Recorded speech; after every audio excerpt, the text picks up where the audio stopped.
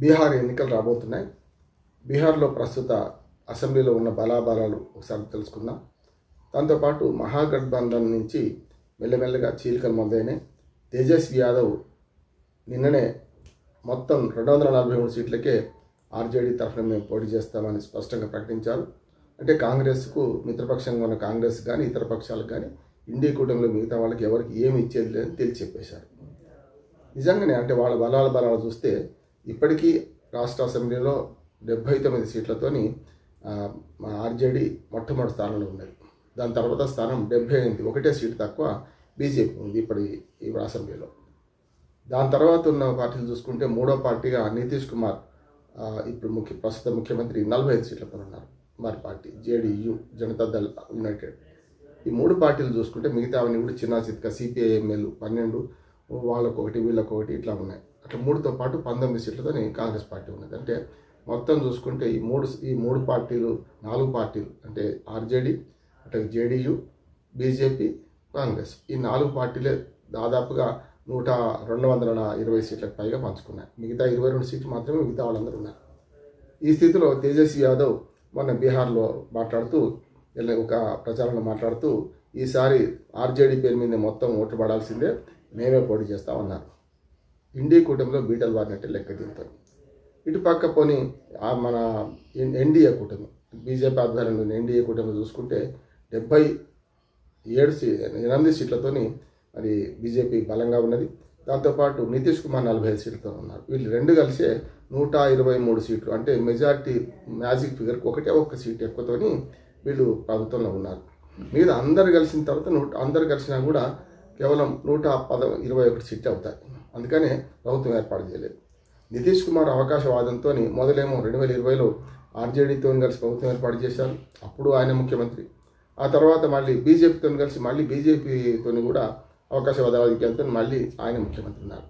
కనుక ఈసారి మొత్తం బీహార్లో సమీకరణలు మారే అవకాశం ఉన్నది. ఏ రకంగా మారుతున్నాయంటే మెల్లమెల్లగా బీజేపీ అక్కడ బలం పుంజుకుంటుంది. మహాగఠబంధన్లో ఎన్డీఏ కూటమి బలం పుంజుకుంటుంది. బీజేపీకి ఖచ్చితంగా నితీష్ కుమార్ కంటే మంచి పలుకుబడి ఉన్నది. వరకు చెప్పాలంటే నితీష్ కుమార్, బీజేపీ లేకుండా నితీష్ కుమార్ లేడు ఇప్పుడు పరిస్థితి. కానీ నితీష్ కుమార్ కనుక ప్లేట్ ఫిరాయించి అటు పక్కన చేరిపోతే, ఏది ఇండియా కూటమిలో చేరిపోతే చెప్పలేం. కానీ ఇండివిజువల్గా మాత్రం నితీష్ కుమార్ ఇటుపక్క అటుపక్క గోడ మీద పిల్లలాగా ఉంటూ ఎవరు మెజార్టీ వస్తే వాళ్ళతో జతకడుతూ తన ముఖ్యమంత్రిగా ఇప్పటిదాకా ఆ రాజ్యం 2015 నుంచి అదే జరుగుతుంది. 3 సార్లు గఠబంధన్ ఇటు నుంచి అటు నుంచి ఇటు మారారు. ఇప్పుడు ప్రజలు అర్థం చేసుకున్నారు. కనుక మెల్లమెల్లగా బీజేపీకి అధికారం వచ్చే అవకాశం ఎక్కువ ఉంది. ఈ 75 సీట్లు కనుక 100 దాటితే బీజేపీ ఎవరికి ఎదురు చూడకుండా ఈసారి ఒరిస్సాలో జరిగినట్టే నవీన్ పట్నాయక్ 5 సార్లు ముఖ్యమంత్రిగా ఉన్న తర్వాత కూడా ఒరిస్సాలో మొత్తం పార్టీ తుడిచిపెట్టుకుపోయింది కదా, బీజేపీ ముందుకు వచ్చింది కదా. అట్లానే ఇక్కడికి వచ్చే కల్లా బీహార్లో కూడా బీజేపీ బలం పుంజుకుంటే ఖచ్చితంగా ఇటు పక్కన బీజేపీ ముఖ్యమంత్రి ఈసారి వచ్చే అవకాశం ఉన్నది. నితీష్ కుమార్ ప్రభావం ముగిసిపోయిందని అంటున్నారు. ఒకవేళ ఏదైనా పొరపాటు జరిగి ఇండియా కూటమిలో, ముఖ్యంగా ఇండియా కూటమి పక్కన పెడితే ఆర్జేడీ కనుక 100 స్థానాలు గెలుచుకుంటే ఆర్జేడీది అధికారం, తేజస్వి యాదవ్ ముఖ్యమంత్రి. అంటే ఇప్పుడు తేజస్వి యాదవ్ వర్సెస్ బీజేపీ ఇది నడుస్తుంది అక్కడ. ఇది కనుక సరైన స్థాయి పోతే ఇంకోటి ఏంటంటే మొన్నటిదాకా 2020 ఎన్నికల్లో కూడా పొత్తులో ఉన్న ఇండియా కూటమి పొత్తు చూసుకుంటే మీకు అది కూడా అప్పుడు యూపీఏ అన్నారు, యూపీఏ 1, 2 అన్నారు కదా. అట్లా చూసుకుంటే వాళ్ళు చూసుకున్న పరిస్థితి చూసుకుంటే మనకు అప్పుడు ఏదైతే 70 సీట్లు కాంగ్రెస్ పార్టీ కేటాయిస్తే కేవలం 19 గెలుచుకునేది. కానీ తేజస్వి యాదవ్ ఆధ్వర్యంలో ఆర్జేడీ ఆనాడు 144 సీట్లు పోటీ చేస్తే 79 సీట్లు గెలుచుకున్నది. చూడండి, అంటే ఆల్మోస్ట్ ఆల్ 50% కన్నా ఎక్కువ గెలుచుకున్నది. 144 సీట్లు పోటీ చేస్తే 79 గెలుచుకుంటే, ఇటుపక్క కాంగ్రెస్ 70 సీట్లు పోటీ చేసి కేవలం 19 సీట్లు గెలుచుకుంది. అంటే 25% మాత్రమే గెలుచుకున్నది. కనుక గెలుపులు గురాలను చూసుకుంటే ఈ కాంగ్రెస్ మరింత క్షీణించిపోయే అవకాశం ఉంది. కనుక ఆర్జేడీ తేజస్వి యాదవ్ మొదలే చేసుకొని మేమే అన్నిటికీ పోటీ చేస్తామన్నారు. అంటే కూటమి లేనంటే లెక్క. ఇక మహాగఠబంధన్ విచ్ఛిన్నమైన తర్వాత కాంగ్రెస్ వేరుగా పోటీ చేసినా కూడా ఈ 19 సీట్లు కాదు 9 సీట్లు దక్కే అవకాశం లేదని పరిశీలకులు అంటున్నారు.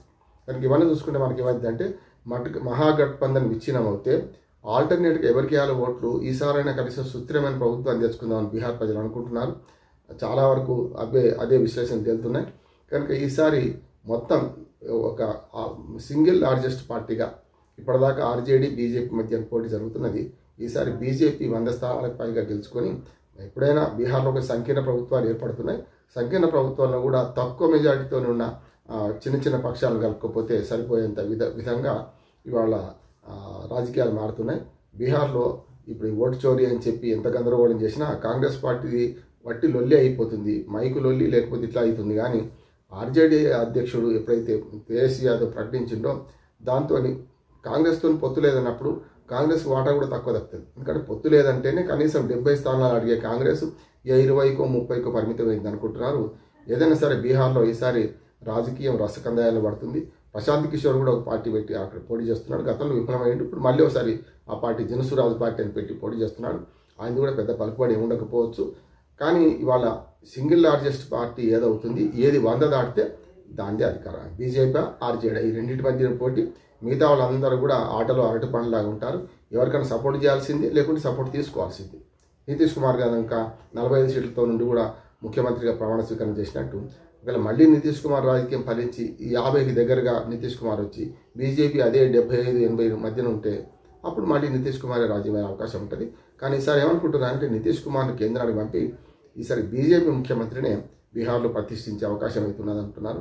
అప్పుడు నితీష్ కుమార్ కేంద్ర మంత్రిగా తీసుకునే అవకాశం అవుతుందన్నారు. గతంలో కూడా పనిచేశారు. గతంలో నితీష్ కుమార్ మళ్ళీ వెనక్కి వెళ్ళి ముఖ్యమంత్రిగా ఉన్నారు. కనుక నితీష్ కుమార్ని అక్కడి నుంచి తప్పిస్తే తప్ప మొత్తం బీహార్ రాజకీయాల్లో పెను మార్పులు జరగవని కూడా పార్టీలు అనుకుంటున్నాయి.